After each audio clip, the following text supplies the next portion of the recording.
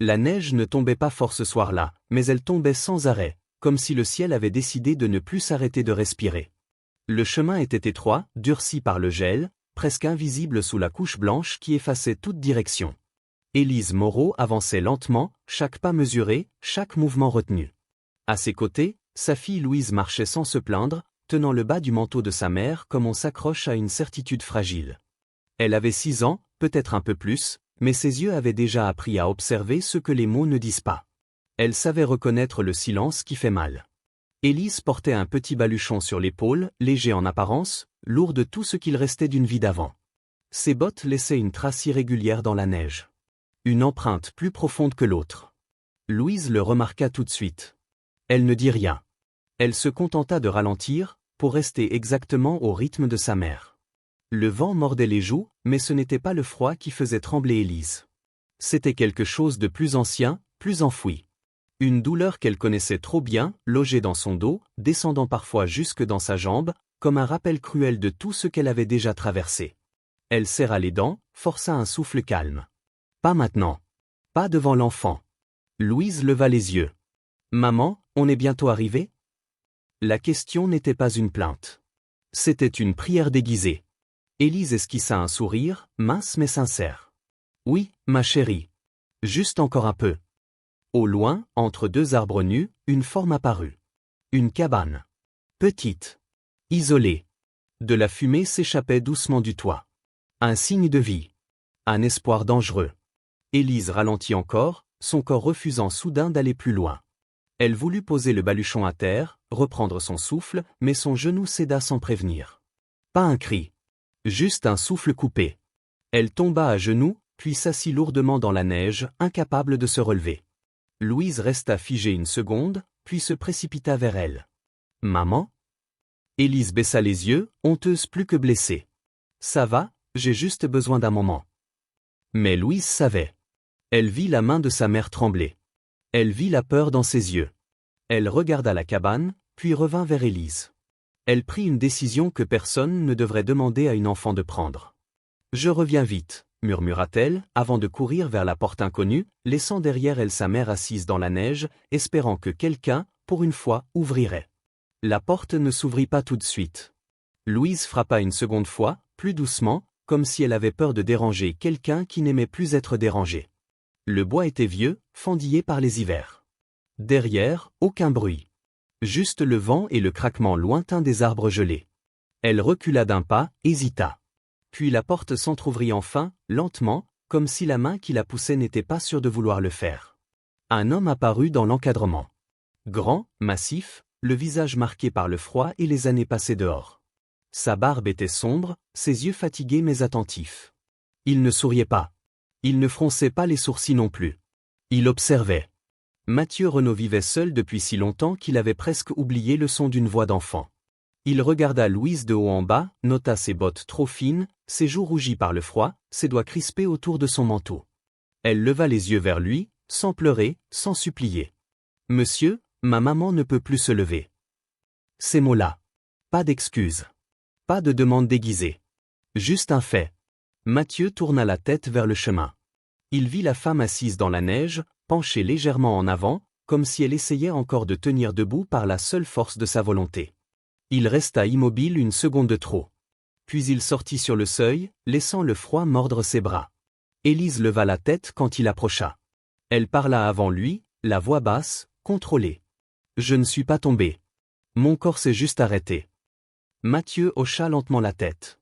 Il n'y avait ni pitié dans son regard, ni jugement. Il glissa un bras derrière son dos, l'autre sous ses genoux. Elle était plus légère qu'il ne l'avait imaginé. Trop légère. Louise s'accrocha à son manteau tandis qu'il franchissait le seuil. La porte se referma derrière eux dans un souffle sourd, coupant le vent, coupant le monde. À l'intérieur, la chaleur frappa Élise comme une vague inattendue. Le feu crépitait doucement. L'odeur du bois brûlé, de la soupe ancienne, de la solitude aussi. Mathieu la posa sur une chaise près de l'âtre, avec une lenteur presque solennelle. Louise resta collée à sa mère, comme si la moindre distance pouvait encore tout faire disparaître. Sans un mot, Mathieu prit une couverture épaisse et la déposa sur leurs épaules. Puis une tasse d'eau chaude. Il n'attendit pas de remerciements. Il retourna près du feu, ajouta une bûche, ajusta la flamme. Le silence s'installa. Pas un silence vide. Un silence prudent. Celui de 3 êtres qui ne savaient pas encore s'ils avaient le droit de rester. Le feu craquait doucement, comme s'il avait lui aussi quelque chose à dire mais refusait de se presser. Mathieu posa un genou à terre, à hauteur d'Élise, sans la regarder tout de suite. Il observa d'abord ses bottes, la neige fondue qui avait laissé des traces sombres sur le cuir usé. « Vous pouvez la retirer » demanda-t-il enfin, la voix basse, sans urgence. Élise hésita. Elle essaya de bouger le pied, puis secoua la tête. C'est trop gonflé. Il acquiesça, comme s'il s'y attendait. Aucun soupir. Aucune question de plus. Louise se déplaça légèrement, prête à aider, mais Mathieu posa doucement une main sur son épaule. « Reste près du feu » dit-il simplement. L'enfant obéit, s'asseyant sur le tapis râpé, la couverture remontée jusqu'au menton, les yeux grands ouverts. Elle ne perdait rien. Elle n'avait jamais perdu grand-chose. Mathieu dénoua lentement les lacets, s'arrêtant dès qu'Élise crispait les doigts. Ses gestes étaient larges mais précis, comme ceux d'un homme habitué à réparer ce qui pouvait encore l'être. Quand la botte céda enfin, il la posa à côté, sans bruit. La cheville était déjà enflée, marquée de couleurs sombres, presque violentes sous la peau pâle.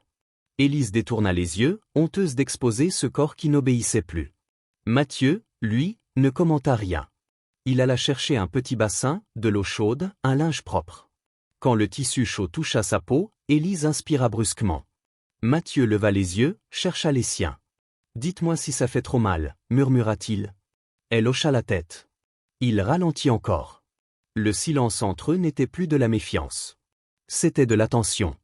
Louise observait la scène en silence. À un moment, Mathieu remarqua le cou effiloché de son manteau. Sans un mot, il se leva, prit une petite boîte sur une étagère.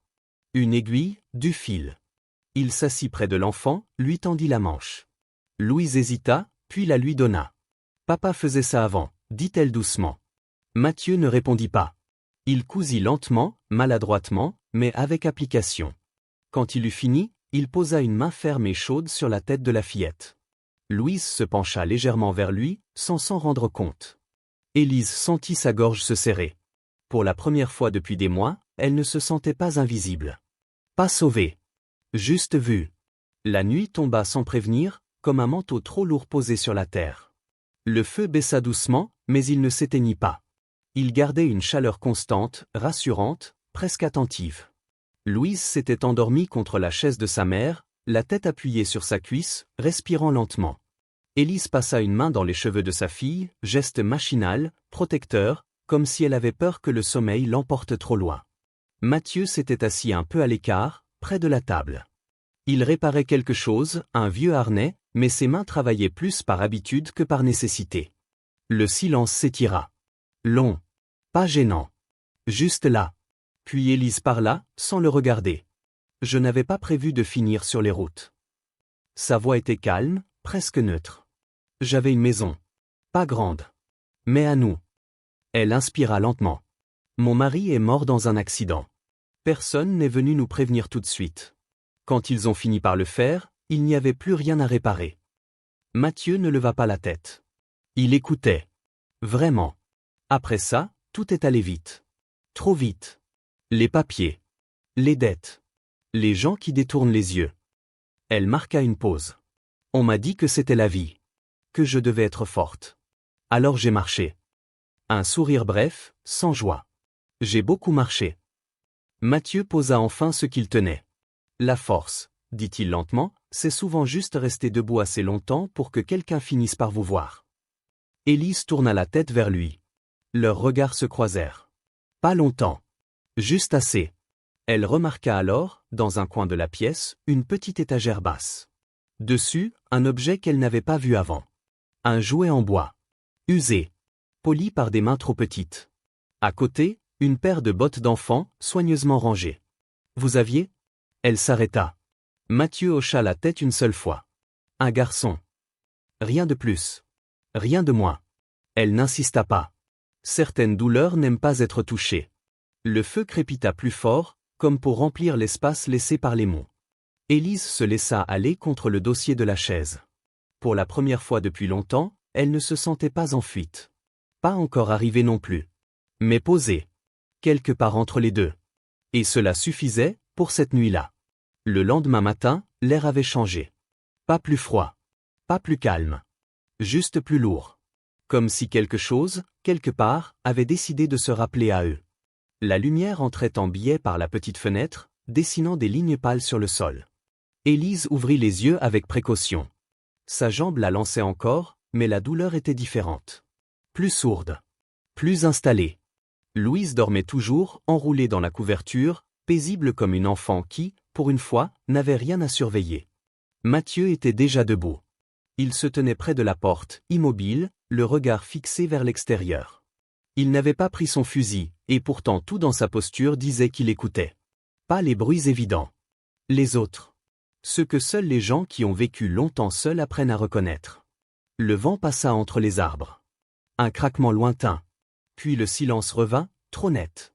Quand Élise parla, ce fut presque un murmure. « Il y a quelqu'un qui me cherche. » Mathieu ne se retourna pas tout de suite. « Je m'en doutais, répondit-il simplement.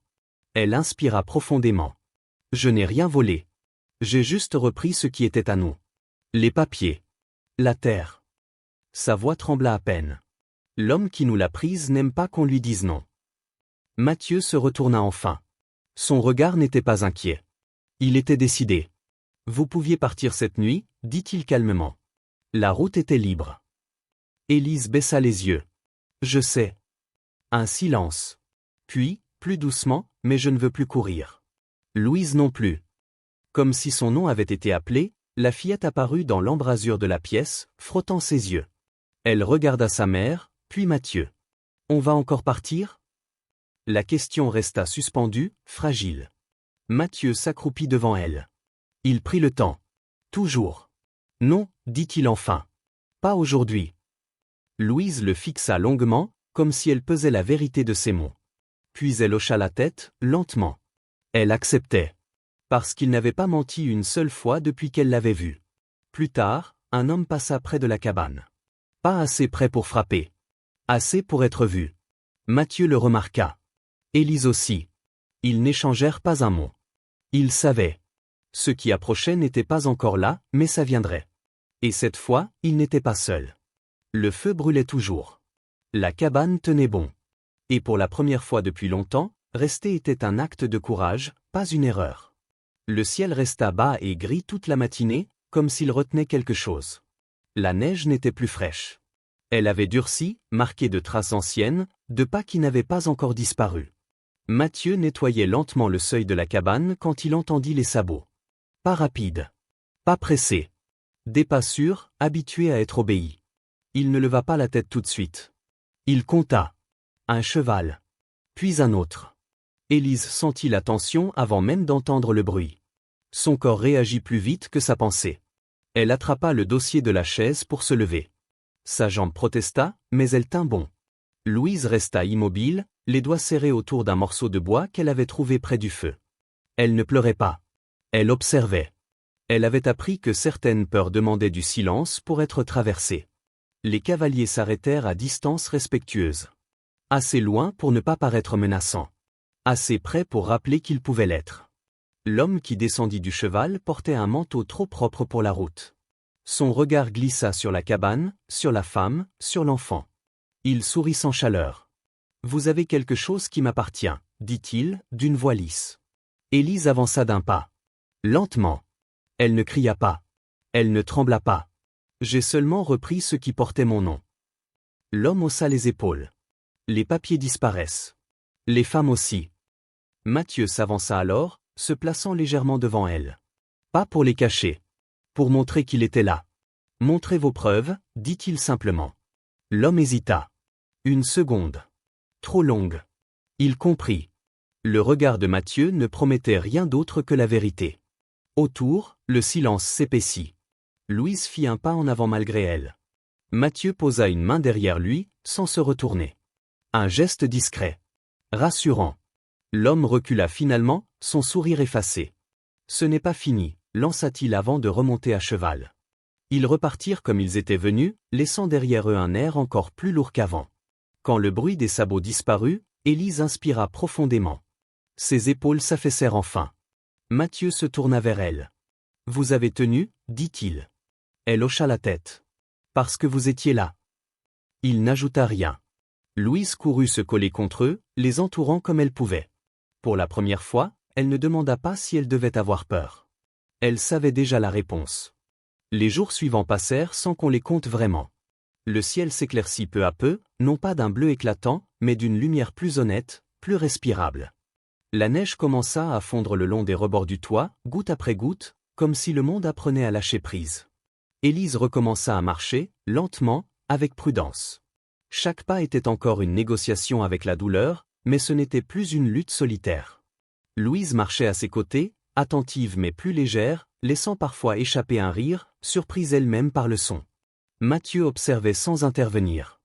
Il réparait la clôture, rangeait le bois, faisait les gestes simples qui donnent une forme aux journées. Un matin, il tendit à Élise un bâton qu'il avait lissé de ses mains. « Pour l'instant » dit-il simplement. Elle le prit, émue par l'absence de promesses excessives. « Juste une aide. Juste maintenant. » Louise passa de plus en plus de temps dehors. Elle parla aux animaux comme à des amis anciens. Un après-midi, Mathieu l'appela derrière la grange. Il ouvrit un vieux coffre en bois, en sortit une petite selle usée. « Elle était à mon fils » dit-il sans détour. Louise posa les doigts dessus avec précaution, comme si l'objet pouvait se briser sous le souvenir. « Tu peux l'utiliser » ajouta-t-il. Elle leva les yeux vers lui. « Pour de vrai ?» Il hocha la tête. Elle sourit. Un sourire plein, entier, sans réserve. Le soir, ils s'assirent tous les trois sur le seuil de la cabane. Le vent était doux. La terre autour d'eux ne semblait plus hostile. Élise regarda l'horizon longtemps avant de parler. « Je ne sais pas ce que demain sera, » dit-elle. Mathieu répondit sans réfléchir. « Personne ne le sait. Mais tu n'as plus à le traverser seul. » Elle tourna la tête vers lui. Pas de promesse. Pas de déclaration. Juste une vérité posée là, solide. Louise s'endormit contre eux, la tête appuyée là où elle se sentait en sécurité. Élise ferma les yeux un instant. Elle n'avait pas retrouvé ce qu'elle avait perdu. Elle avait trouvé autre chose. Une place. Un rythme. Une maison qui ne demandait rien d'autre que d'être habitée. Et parfois, c'est suffisant. Si cette histoire vous a touché, si elle vous a rappelé que même après l'hiver, quelque chose peut encore commencer, pensez à aimer cette vidéo, à la partager, et à vous abonner pour d'autres récits humains et sincères. Merci d'être resté jusqu'ici.